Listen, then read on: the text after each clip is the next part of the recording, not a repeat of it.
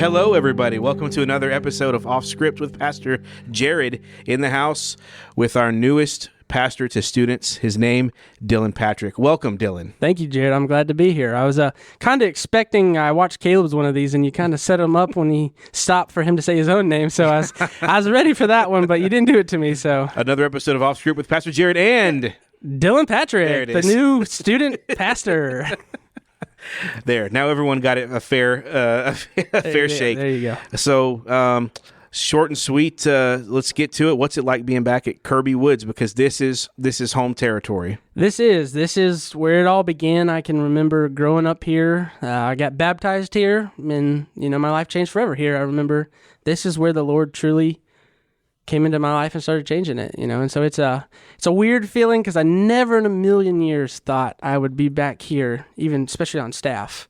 We joke about it all the time that you knew me in high school, and we kind of joke of like, didn't necessarily see that one coming. Not a natural fit, not something that I was like, that guy's going to be the youth pastor one day. Yeah, but the Lord, He works in mysterious ways, and I'm thankful for that. But it's a great feeling because I have been keeping up with Kirby every step of the way, been praying from afar, and Kirby has always been home to me, and it feels good to be home. Good. Well, I think our folks feel the same way, and definitely when I was hired, there was a sense among the people that it's good to have someone here that's known and trusted, and it goes a long way with people to know that you're not a goofball, an oddball, or you may be a goofball, but not an untrusted source from the outside that could do whatever. Yeah. So that means a lot to people to know that you love the church itself, you love the people. There's already some of that built up, and so they have a little ease bringing you in. So that's always a good thing. I'm going to give you a soft toss question before we get into some other things, but soft toss question. Maybe there's a future student ministry volunteer sitting out there listening to this podcast that's not serving in the student ministry right now. Why should a local church invest in and care about their students? That's a great question, Jared. I love answering this question because if you look at the statistics, you see there's two things that keep people in the local church after graduating out of high school, and it's they served locally, so working in and through the congregation and all that, but they also served on a mission trip. And to be honest, it's kind of a little intimidating to take kids out of the country, so it's so important for these older believers to come alongside and teach them the things that they've gone through life, the things they've struggled with, because the Christian walk's not meant to be alone. And it's so cool to see generations pouring into the next, passing the baton, as we see all throughout the Old Testament. That's the Lord called us to do. Moses is dead. Rise up. That's exactly right. Later on, not to spoil it, but you raise a momentum to it that remember these things and pass it on, tell the stories from generation to generation, all about God's faithfulness in and through it. And we see that even now as I'm taking a new position on staff, I can think of the men who were here that invested in me, and I can forever grateful for them, you being one of them. Our long talks after Wednesday nights about theology and everything, I would have never thought that would come back to be a benefit, but here it is right here. This is the product of that. Mm-hmm. Good. Well, let's go right to your testimony. Yeah. I know we shared a little bit of that to our folks that came the Sunday where we presented you to the church, but a lot of the podcast listeners are not sitting in our pews on Sunday. So give just a quick rundown of your testimony, how you came to know the Lord, and we'll go from there. Yeah, no, absolutely. So my dad has been a long-time member. He's going on 31 years now. So shout out Jeff Patrick. Yeah, that's right. We'll get him on another podcast. Maybe do a father-son Jared duo. Yeah, he did a good one. He did. He was that's one of our top listen episodes. So it was good. So that gives me a goal to beat him. Yeah, now. You got to get more views than that. Yeah, that's right. But we were always at the church. He would say we had a drug problem. I was getting drugged to church. But when the doors were open, we were here. And I remember at a young age, don't remember what Brother Bob was preaching on at the time, but I remember this overwhelming sense that I knew who Jesus was, that I needed this Savior in my life to save me from my sins. And I remember that moment very distinctly. I was sitting in the pews in the balcony, and I remember telling my mom, I'm going to go walk down and make this right now. And that's a long walk from the balcony, so it must have been sincere. That was the long walk, and through that we got to see my dad actually, I believe, if I'm not mistaken, I was the first baptism he ever did. Mm-hmm. And that was here. I got to sign the wall, which is so cool. Yeah. And so a lot of history here we have with my family, but I knew Jesus as my Savior, but I didn't necessarily know what it meant for him to be my Lord, for him to be my King. So through middle school and all that phase, I began to struggle, teetering that line of I knew the things that were right, but I was pushing that line constantly, trying to see what I could get away with, and it wasn't until my junior year that the Lord really grabbed a hold of me and just shook my life. I was at a low moment. I just opened my Bible for the first time in a long time, and it was Romans 8:28. And that just rung out in my head of just what was his will for my life.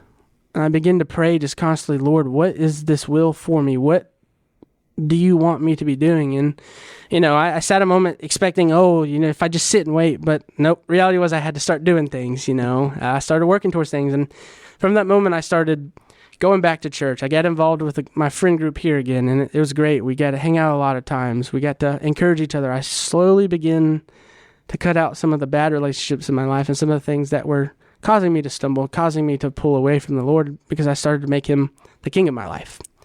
And it wasn't until college where I really just was like, all right, I get to start fresh here. Like high school, I struggled, I made strides, but this is this moment to where I get to fully just sell out to the Lord and give my life to him, and I'm going to do everything I can, learn everything I can, make it real serious in that moment. And ever since then, it's been a journey. There's been a lot of pruning moments to where the Lord's really cut things back and shown me about myself. But there's also been a lot of great strides of just the Lord and his hand in and through it. And funny, call to ministry, you're probably going to ask about that, but we'll skip ahead a little bit. I like to jump around. I have the ADH ooh shiny, so I see things, I move. But I remember it so distinctly I was serving at the BCM with Jeff Jones. He allowed me to do that. Shout out to you, Jeff. That's a good choice for you. But I was at my internship my last year, and I had just been previously working a D now. And then I both my wife now, we were dating at the time, and I had a very interesting conversation with students where they did not quite grasp what the gospel really was. And there I saw a need for the gospel among those younger generations, that the Lord was calling me to that. And then I got an internship at a local church out here in Carville, and I learned great things and did a lot of stuff, but I began to struggle with what is the Lord calling me to, because I feel this pull into ministry, but I don't know if it's vocational or bivocational. I was going to do something else. So while I was at my internship, I remember just distinctly like the Lord just placing on my heart, like, I have more for you, and it is in ministry. So I began to faithfully follow that, and here we are today that I got to accept the youth pastor position at my home church. Yeah. Well, good. So, yeah, there's a few spots along the way where you picked up some practical training, not just necessarily seminary classroom training, but so you were at the BCM, and that was probably the first spot where there was really an investment into you, where you got to lead something. And anytime you get to lead something, you really learn it for the first time. You do. A lot deeper. So, you do. So you were an intern at the BCM, is that right? No. Or you were teaching a group? So I started on the, we called it outreach team. I don't know what they call the teams now, but that was more. Probably still that. Yeah, it probably is. That was more of like events-based stuff. We were hosting things to bring in and go to the campus. So I did a lot of that stuff, but then I slowly shifted into what we called InReach, which was leading Bible studies. I felt the Lord. Okay. I had this desire to share with my fellow college students and just that hunger that I had for God's word, but I also wanted to equip them and take them out onto campus. We did a lot of those things. I know I served with a lot of great leaders who, he's here now, Daryl Warburg. He was one of my first I served with in a Bible study with guys. I remember very distinctly, we went through the book of Colossians, and, we had a great time. That's funny. We'll come back to that. I'm sure you're going to ask how I met Abby. Good I got question. a great story for that later. But yeah, really the BCM kind of helped spur things on. And then once I got into ministry at Carville. Was the BCM, would you say that was like the catalyst that kicked this thing forward toward ministry? Yeah, no, That opportunity? Absolutely, because I got connected with one of my best friends now, who he went to be an intern at Collierville. Okay. And then he said, hey, give this guy a call. He's looking for another guy, which then I gave him a call. Okay. And that's where you really got your feet wet at Collierville. That's where I got my feet wet. And then from there on to Orchard for a few years? Would have been going on 5 years this February. Wow. I started the week before D-Now. Yeah. So it's so been you've seen several cycles of like D-Nows and camps and things through that. So you've seen some things. Yeah, so I did. What's funny, in college, I did about 6 D-Nows right as I started dating Abby, my wife.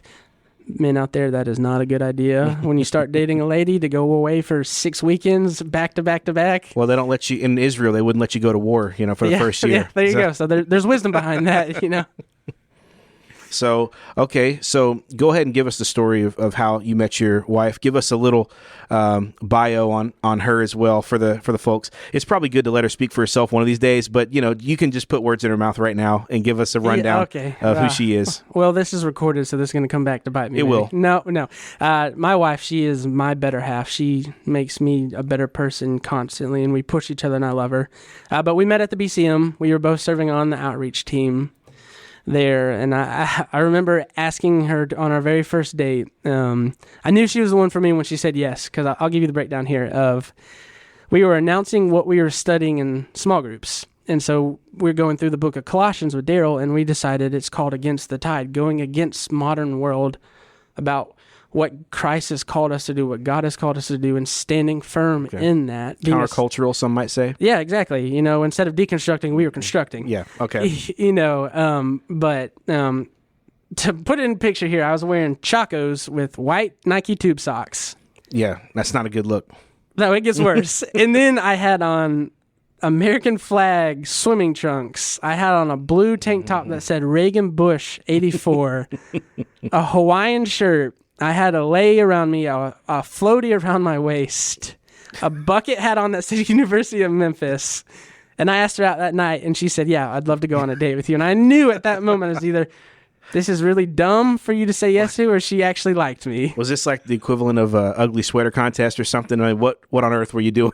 Was that your style at the time? No, that was not. I was just trying to be fun and announce our upcoming series we were going through. So we decided to dress up like surfer guys. There was some reason to it. Yeah. Okay. I did not, as the kids call it, that was not my drip for the day. Okay, that's good. I guess that's good. Yeah. Okay, well, good. So what's just tell us about Abby? Briefly, like what's her background and what's she like? Anything like that would be. Help us to know who she is. Yeah, no, absolutely. She has a fun story, actually. She was born in the District or Republic of Panama. Her dad was in the military, so he's stationed there, and so she actually has dual citizenship. So nice. I tell her, you can be president, and I'll go buy a little coffee farm, and that's where we're going to retire one day, maybe. But yeah, so she claims to be from Memphis, but she moved around a little bit, but she's been here for quite a long time. She grew up going to Bellevue. And so both of y'all are locals? Yeah, local. Okay. I've been here officially in Memphis for 27 years. Okay. So I like to claim I'm a local. So does she. Never been to Graceland, so I really am a local. Yeah. But she's great. She's so driven. She's smart. She works currently right now. She's doing a little bit of NICU, which is neonatal intensive care unit at Le Bonheur. She's been doing that for the last 4 or 5 years. Right before we got married, she was doing it. And then when we got married, she continued to do it. But the day of our wedding, she actually got accepted into CRNA school. Mm-hmm. And so we kind of pivoted and was like, all right, let's get you through there. And so we're actually on the last 15 weeks of her about to finish a 3-year doctoral program of nursing. Wow. Well, that's great, man. That's exciting. Yep. So it'll be Dr. Abby and Dillon. Yeah. Yeah. With a long pause and a lowered voice. And Dillon. Yeah, exactly right. Exactly right. So let's just a few things in student ministry, maybe that, 36,000 feet things.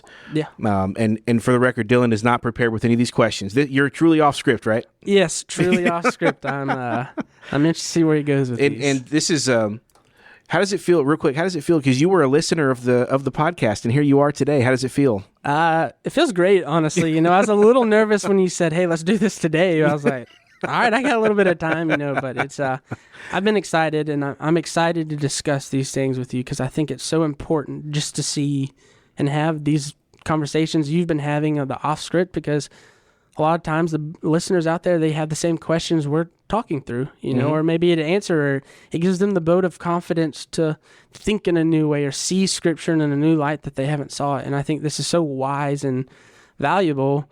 I don't think I should be on this, but here we are. We'll see after this one whether or not I get called back. No, it's good. People want to hear from you. They want to know who you are, what you think. So this, I want you to think about a sketch of things that you were going through and things that your 4 or 5 years of high school and college looked like. Then compare that to students right now that are in that same, maybe even middle school, high school time, and compare the two. What are some significant differences that you think? I mean, for the people at home, how old are you right now today? I'm 27. 27. Okay. You're a solid decade out basically from high school. Yeah, don't remind me. High school was almost 10 years ago, Jared. Yeah, your 10-year reunion. I'm 35, so it's even further for me. Yeah. But so what are some differences that you think, even because obviously the world is changed dramatically in 10 years. What are some differences between your high school experience and what you dealt with as a student? Temptations, challenges, theological issues, anything, versus today's kids. What are you noticing? Yeah, no, that's a fantastic question. I would say a lot of the things and a lot of things we see from my generation is we just had strictly a fear of missing out. We wanted to go to all the youth events. We wanted to go to all the things, and they were great things, but it was just this fear of missing out. But also, we did not really have social media and that stuff, that this idea of that I have to be posting and putting up this thing. So we didn't struggle with that. There's still some of the same things they struggle with today, but it was a lot different. Like, I would say today's generation, there's no longer a sense of biblical normalcy. And what I mean by that is I grew up learning the stories of Abraham and Isaac, Noah, Moses, all these things, but we're starting to see in these younger generations that they're illiterate in that. Some of them don't even know when you say, hey, turn to the book of Judges. Where in the world is that? Is that New Testament? And so we're seeing that. And so even ones that came up in church do that. Even ones that came up in church, exactly, And I remember I never fully committed to it, but Bible drill was a great thing for us. I was so intimidated because I was like, there's no way I could do all that stuff in that time. But our generation was really bought into the church in certain areas, but we're also seeing a lot of them did not make their faith their own. It wasn't genuine. A lot of it was, this is what my parents believe. Still a pretty significant dropout rate, even from your years. It is. And there was from mine too. When I think back to my high school era, there was definitely, we definitely didn't have the social media thing. When Facebook pretty much was released like right when I graduated, so I was actually MySpace was what people had. I bet you had a killer MySpace, didn't you? What was your theme song, Jared? Actually. For those who know what MySpace is, it depends on your mood. No, you change it based on your mood. You never leave it the same. Okay, I didn't know that. Someone talks to you wrong that day at school. You go home and you switch it to "What Hurts the Most" by Rascal Flatts, and everyone has to guess that your feelings are hurt. That's what you do. You're angry, you switch it over. That was what they did. Your friends got mad at you, you switch your top 8, that's it. I'm taking you out of my top. So different times. But one thing, obviously there's a few things that are way different now. Things that were just beginning to peek their head out of the cave in my time with the LGBT stuff. That was just, it was there, but nowhere near what we see today and the normalcy that's given to the kids today. Pressuring them to participate in it. From when I was in high school, it was always a thing that a small group of others did, but there was no pressure on me or anyone else to participate or celebrate that. Right. So that it's almost like today's kids are almost having to take positions on things that they don't want to be a part of. Right. It's like, maybe they don't even want to take a position on it, but it's like there's a social pressure to weigh in on topics that they don't feel at all equipped to weigh in on. Right. So I see that for sure. Another thing that I think is really interesting, and just as I hang out with our students, or if I, even hanging out with the students from a few years ago, I taught a high school a little bit, and so I kind of know where kids are. The struggles of my generation were reining unruly kids in. Kids were by nature a little bit wild, and they had to be reined in. Kids were wanting to get drunk and have sex and go out and party and do drugs and do donuts in the parking lot and go mudding and live on the wild side as teens. Were pushing the envelope, listening to the aggressive music, listening to gangster rap, listening to, like hard rock, like it was punk rock, stuff that like the music even displays a generation's mindset. Today, it's almost the opposite, where I see a depression amongst everybody. Absolutely. Where you're trying to get kids outside now, and it's like they want to sit inside and be on their phone. They listen to the most depressing music. It's like, and I'm not saying like our generation was good. Like none of that stuff that I said was good, or that I would encourage anyone to be doing that stuff. But it just tells you like the challenge now is you have passionless kids that don't have any joy, to the point where they're not even getting in trouble. Like kids get in trouble less today, I feel like, because they don't do anything. They don't push the boundaries. They don't have that natural youthful aggression, and it's almost more disturbing to think of that from that side. That it's like, are you guys awake? Like, are you awake right now? And when you teach youth today or students, a lot of times you have to be like, hey, is anybody with me here? Hey, a lot of pay attention. Are you with me? Whereas 15 years ago, it was like, calm down. You tell a joke and you can't get them back because they're laughing for 10 minutes. And it's like, all right, guys, I get it. Rein it in. Yeah. A whole different mindset of generation. Do you see that, or am I crazy? No, absolutely. And I think the harder part is they don't want to have conversations face to face anymore. It's all about texting or DMing and all this other stuff. We've lost the art of just having conversations and making eye contact with each other. Social skills are really they're bad. Just going down the drain, and they're so consumed with this instant gratification. That's what social media is. All these things of TikTok, all this other stuff that they're just consuming, but they're not consuming the right things. Like, it's funny. I was watching a movie the other day, and I heard the mom saying, "For goodness sakes, go get into a little bit of trouble." That's right. That's what I'm saying. Yeah. And I laughed because I remember my mom telling me all the time, stay out of trouble. Right. Like, I was always doing things. I was always on my bike, exploring the neighborhood, going into the woods. We were staying out, beating that, like, oh, I got to get home before these streetlights come on, or I'm not coming out tomorrow, But the kids, there's just an apathy of this as well. And I would even argue, like, when I first started ministry, and I haven't been in long, about 7 years, I used to have to tell them, hey, like, let's settle down, let's be quiet. I need y'all to listen and lock in with me. But now sometimes it's like I'm just the only one out there. Like, you just see this wall on these kids of, am I really getting through to you? Are you guys actually listening? And once you start getting into these conversations and deeper and start putting them in a position where they have to answer, I love awkward silences. Because they start to squirm, they start to wiggle. I'm like, we can sit here as long as y'all want, but I need to know y'all are listening. And I always say, to borrow a line from Captain America, I can do this all day. Oh, there you go. We can ask later whose side you're on, Iron Man or Captain America. But no, absolutely right. It's just, there's just this need for these kids. Sports, there's a big deal, but what do they do the moment they're stopping? They're back on their phones, and I had phones growing up. Like, I did have that, but it was nowhere near, like, we were always constantly saying, like, you have to come inside.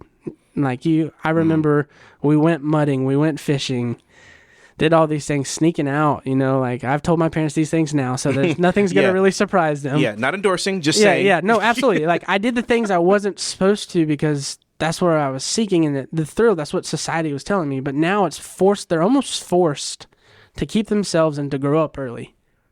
Kids can't be kids anymore. You know?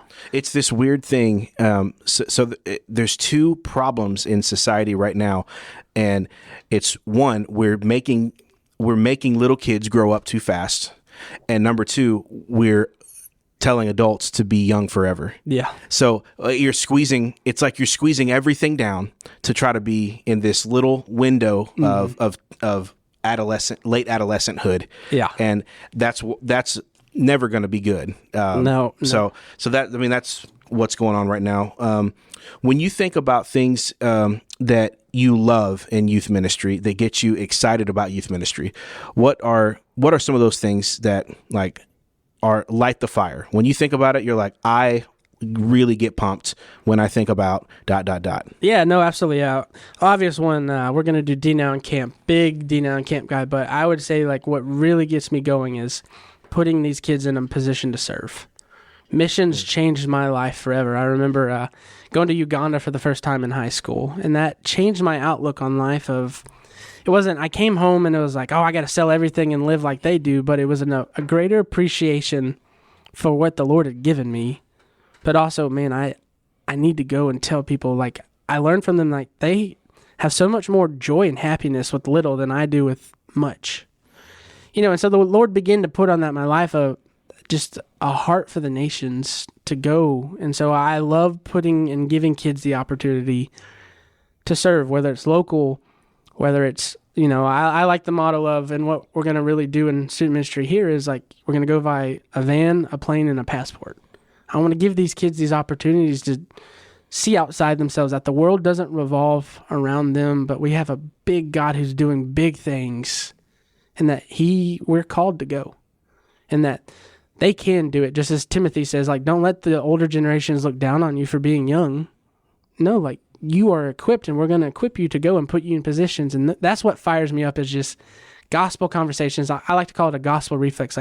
We have these moments of where we're listening to what people are saying, and how can we point this back to the gospel? How can we show them in such a way that Jesus has forever changed my life?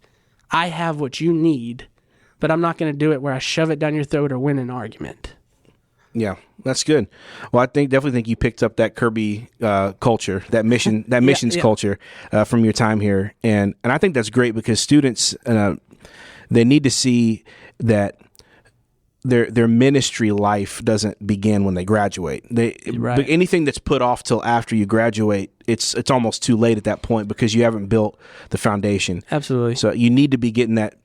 If we're gonna be expecting people to do certain things in their 20s and 30s and 40s, right, then in their teens they need to be getting practice. Absolutely. Doing those things. That's true for anything. Absolutely, and I think it's also important. We're going to talk about the hard things, about LGBTQ, about abortion, about all these hot topics in society, because the reality is, when you go onto that college campus, or when you go into that world, they will rip you a new one if you're not prepared. I loved hearing you teach on Mormonism about how you need to kind of have some things in a row, or they look for it. These we're put on a pedestal in Christianity. Everybody's looking for that moment we slip up, or that moment to call us a hypocrite. And I want to equip these students to have these conversations in such a way that where to go to when somebody says, how can a loving God allow cancer? Yeah. And you have something ready. Yeah, exactly. Anything someone says that's a hope for students, is that they would have an arsenal of weapons that they can use, and even if they don't know the answer, they can say, I've heard this before. Yeah. Someone has said this. I may not be able to say exactly where I've heard this, but someone has said this before. And I think another thing too is to have an open forum mentality in the group, that if they do have concerns or a question that they have struggled with, there is a blank space to ask the question. Absolutely. And come in and ask it, and no shame. That's what this is for. Absolutely. And to get your questions answered, so that when you go out there, you will have everything you need. Absolutely. And teaching the mentality of, if you don't know the answer, that's okay. Tell them that. Don't puff smoke, because that's where we get caught in traps of we're like, oh, yada yada, John 3:16, which is a great verse, but you can't use it for everything in that context necessarily. But tell them, hey, it's okay. I don't know this, but I'm going to go look it up. You go look it up. That's kind of a form of discipleship. You're learning together and striving towards something. Yeah. And it just shows the one thing we should show more as believers and as Christians is humility. Yeah. We don't show enough of it. Yeah, willing to say I really don't know the answer to that. Absolutely. Let's check it out. I'm not sure. We'll figure it out. Absolutely. That goes a long way with students. Mm-hmm. So good. Well, let's just do a little unrelated questions. All right. Randos. What are some things that you do for fun? For fun. Any hobbies? Stamp collector? No, not a stamp Jelly collector. of the Month Club, ladies and gentlemen. He's a rabid jelly member. I know it. Go ahead.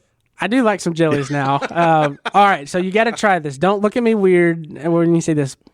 What will change your life is you put strawberry jelly on a grilled cheese sandwich. Is this your hobby? What? This is not my hobby. You got me on jellies. I'm just saying this is like, it's a game changer. But So hold on. Strawberry on what now? a grilled cheese sandwich. Grilled cheese and strawberry. Jam, jelly, or preserves? No preserves, jam. Okay. All right. You can go jelly, but Okay. No, I like trying weird new things. not a person on this podcast is going to try that. I would just tell you right now. If you do, please comment or tell me how it's going to change your life. I promise Well, you. we'll put it in the merch store. New T-shirts with strawberry and grilled cheese. Yeah, but on that topic, I really enjoy the art of cooking. I enjoy grilling, smoking. That explains why you tried that. Exactly. My rule is always I try everything once. Okay. In the realm of cooking, hopefully. In the realm of cooking, yes, absolutely. Like, Not in life. No. I've learned early on in life that is a dumb philosophy to live by. So you are. What got you into that?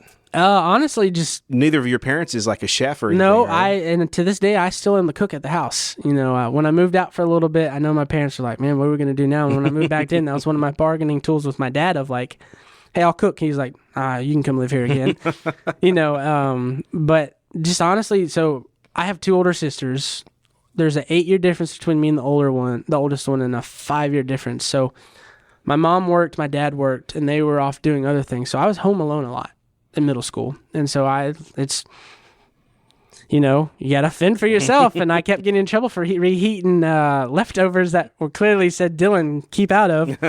I still get flack for that today at family gatherings. I was like, what are you going to do? I was like, 12. So you started trying and making, and all of a sudden you look up and you're that rat from Ratatouille. Yeah, no, exactly. I looked under the hat. Is somebody under here? No. Hey, look, real quick. I love that movie. Oh, it's a Do you like that movie? fantastic movie. I think that's such an underrated movie. It's when Disney was still good. Okay, thank you. I feel the same way. You know. When that guy at the very end of the movie tries the Ratatouille and he flashes back to his scene in the beginning of the movie, little tear welled up in my eye. Fun fact about that is, if you look at it, I can't prove this kind of conspiracy. The cookbook. It's Remy learned everything from his mother. If you look at the house and you look at some of the similarities, it looks exactly the same. Mm-hmm. So there's a theory that Remy was at his mother's house where he learned to cook in that cookbook. So the plot thickens. The plot thickens. Mm-hmm. The Ratatouille is good both ways. But I do love that movie, though. Yeah, no, that's a good one. But yeah, no, I just started cooking little things like chicken, which is actually really hard to learn right off the bat because you do not want to eat raw chicken. What's your favorite thing to cook? Steak. Okay. Medium rare steak. Are you a grill guy? Big grill guy. Okay. I just recently got into smoking. Do you ever do the cast iron? Yep.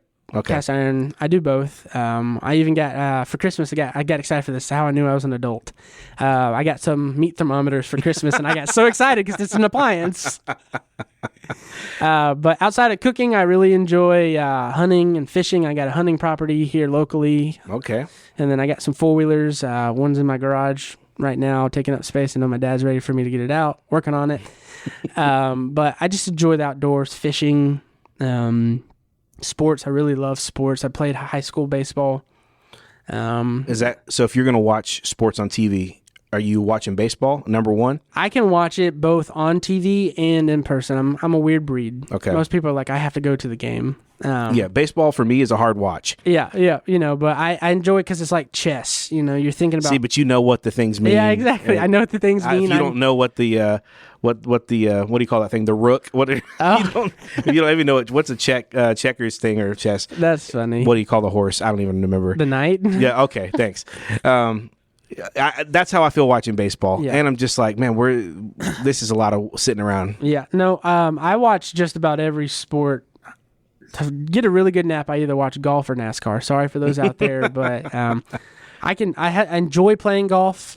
I haven't tried NASCAR yet, but I might like it. It's like driving on 385, honestly. Yeah.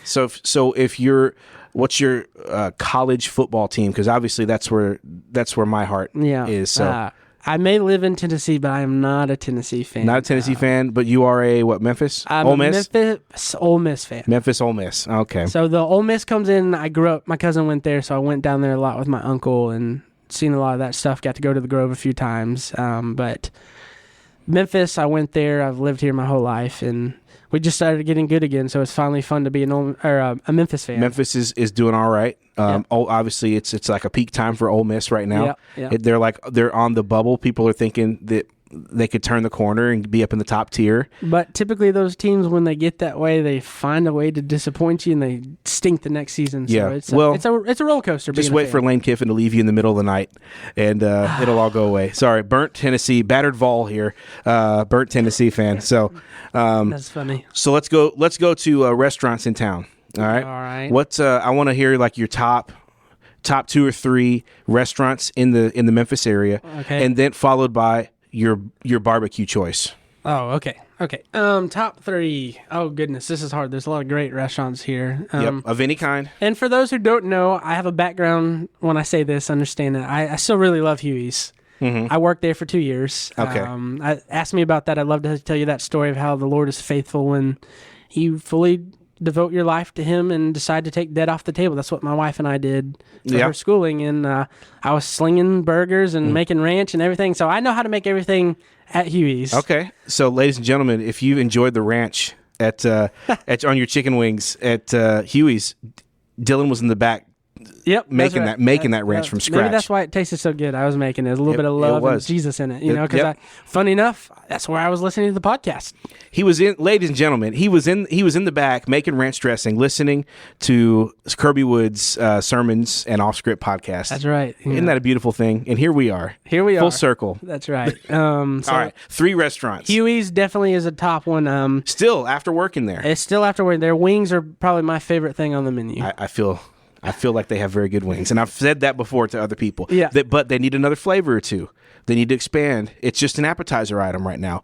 You got to get it out from the app menu and get it onto the main menu. Nah, see, if you're doing it wrong, I get it from a meal. I get that. And that's what I'm saying. I get a side of tots because they're low key. Their tots are the sleeper there too. They are very good, but I'm saying you have to order it as an appetizer. Oh yeah. Because because it's an appetizer, they don't give it all the full range of flavors.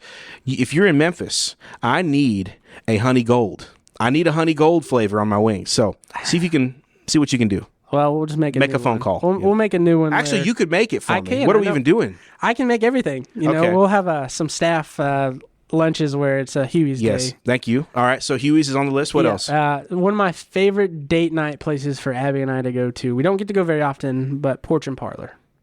Is that the steak? Is that the very expensive steak place? Yeah, it's a very fun word here, bougie place. Okay, I've never been. I've heard though a lot of people love it. We don't go often, but it's okay. When you get a gift card, you get No, exactly right. I got one for Christmas. I was like, we get to go back. But that's where I just got to try Wagyu for the first time. I've been seeing these videos, seeing all these things, and I've still never tried it. Oh, it'll change your life. Okay. But definitely Porch and Parlor is one of our favorite places to go. We just don't get to go often. All right. Just because it is a little expensive. One more. Give me one more. One more. Non-barbecue. Okay, see, that helps out there. Let's see. Memphis. Non-barbecue. Man, this is a tough question. I gave my top 2. You can do it. No, I know I can. I'm trying to think of all the restaurants I've been to because there's there's one I really enjoyed. I've only been to it once. It's not the best part of town. It's Uncle Lou's. Yeah, it is Uncle Lou's. It is Uncle Lou's, yeah. I saw it in your eyes. I saw it. I saw sweet and spicy love appearing in your eyes.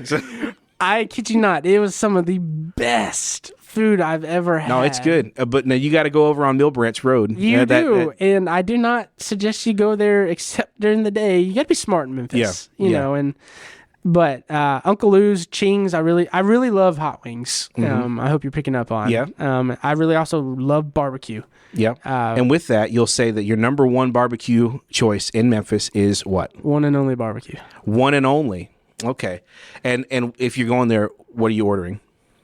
It changes from time to time. My used to Your go-to, go-to. was the barbecue nachos on French fries. Wow. Okay.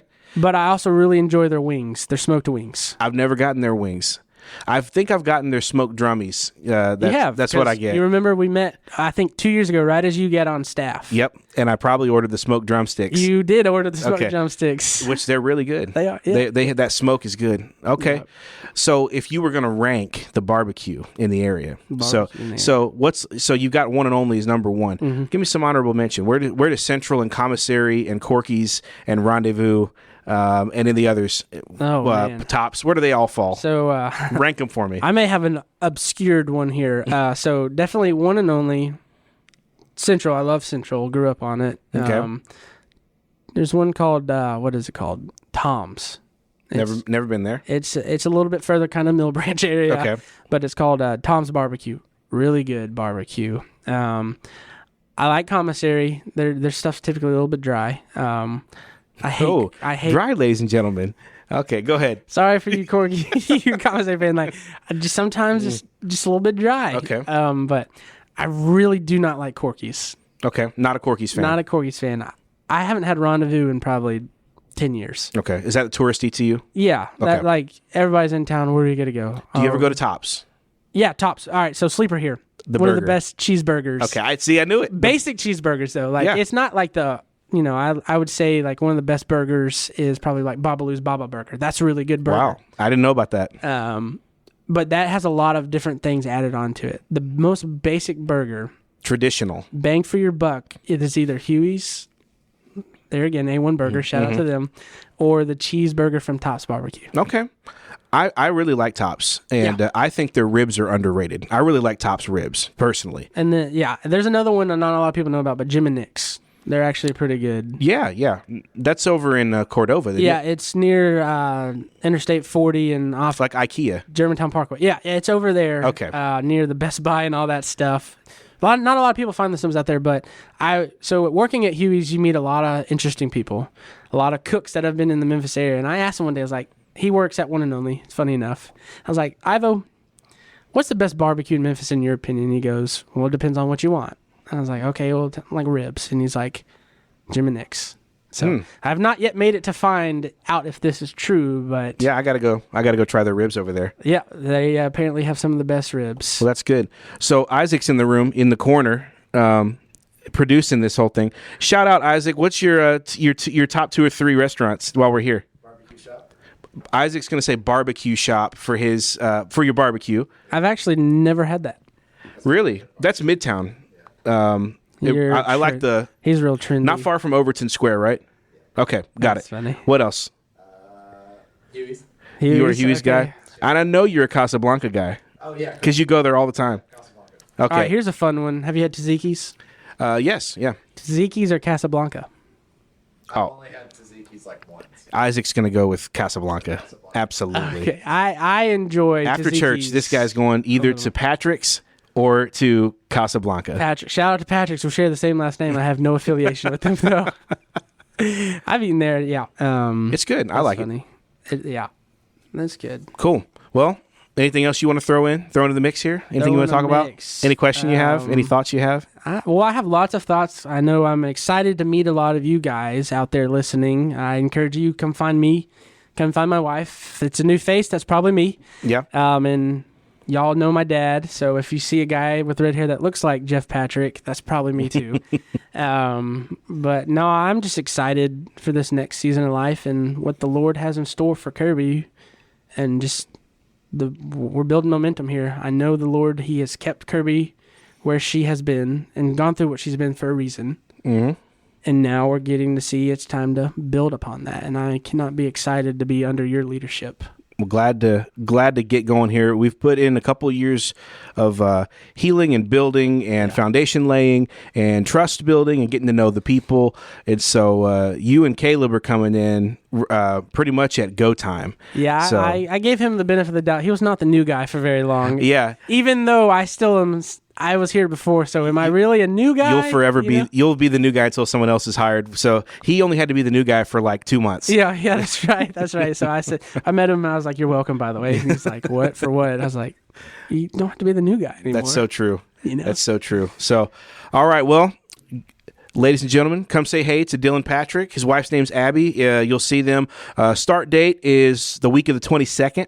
So if you're listening to this before then, you may not see him for a couple weeks. But Wednesday, the 24th of January, it's going to be your first Wednesday. I hear it's going to be a hot one that night. There's been some requests to do some hot wings and in the interview style of Hot Ones, the web show. So so we'll see about that. I do okay with spicy stuff, but I'm not like a champ at it. We'll see whether I can put my money where my mouth is here. I enjoy spicy things, but we're going to see if I can take the heat or get out of the kitchen. We'll do it. You're the one that has to talk through it. So that's true. All right. Well, thank you everybody for listening. This is another episode of Off Script with Pastor Jared. Say hey to Dillon Patrick next time you see him. God bless. Come see us on Sunday. Goodbye.